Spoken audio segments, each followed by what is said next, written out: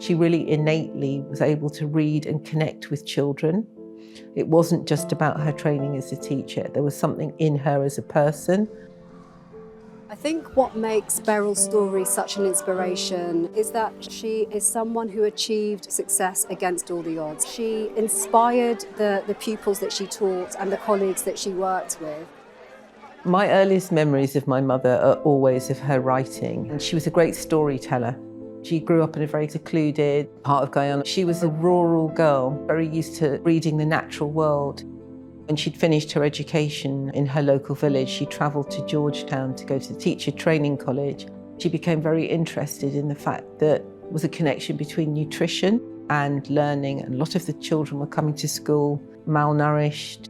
And when she came to Britain, she saw also the same level of deprivation, of real poverty that we cannot imagine these days.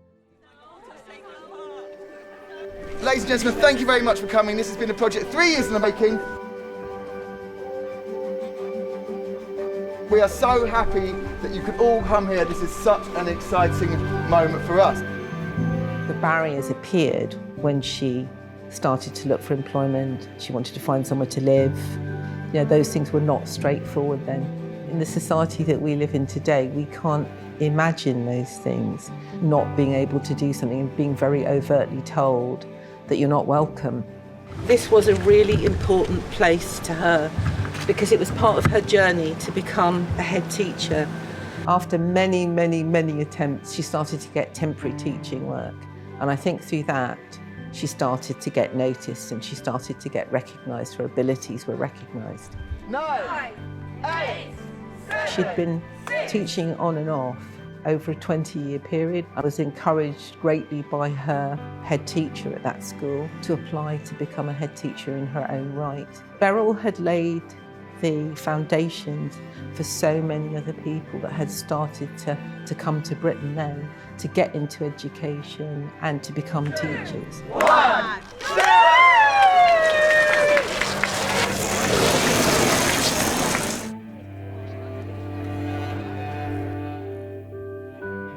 I think this is a really fitting legacy for Beryl. It's the final piece of public art in the London Women series, and it's a really fitting way to end that series because it's using this piece of art to tell a story about a woman who left a huge legacy. Being able to commemorate Beryl Gilroy was just a huge, huge honour. I loved every minute of it. Reading her book was the beginning. It set it all off for me, and I just kind of fell in love with the person that is Beryl. What a glorious morning it is. The school, absolutely amazing. It seems like every time we have an event like this, the sun shines.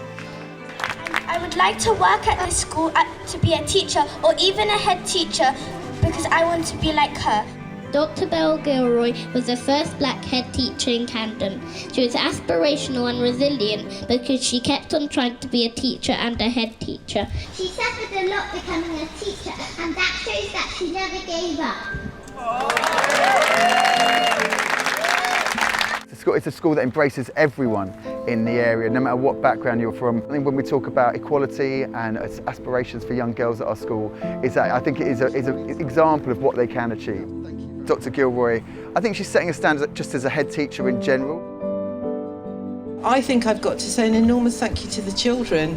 You've moved me to tears, actually, and what you said has just been really special. She always used to say, you know, when you teach, it's like a play, it's like stepping onto a stage, and that's what great teachers do.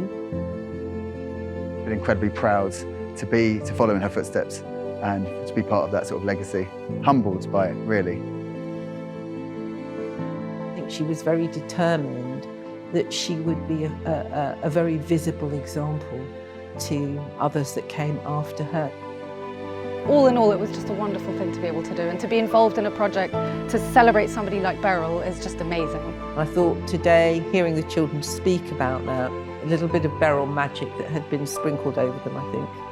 I'm happy to know that she was the one who basically changed how people think about things. She was very, very brave.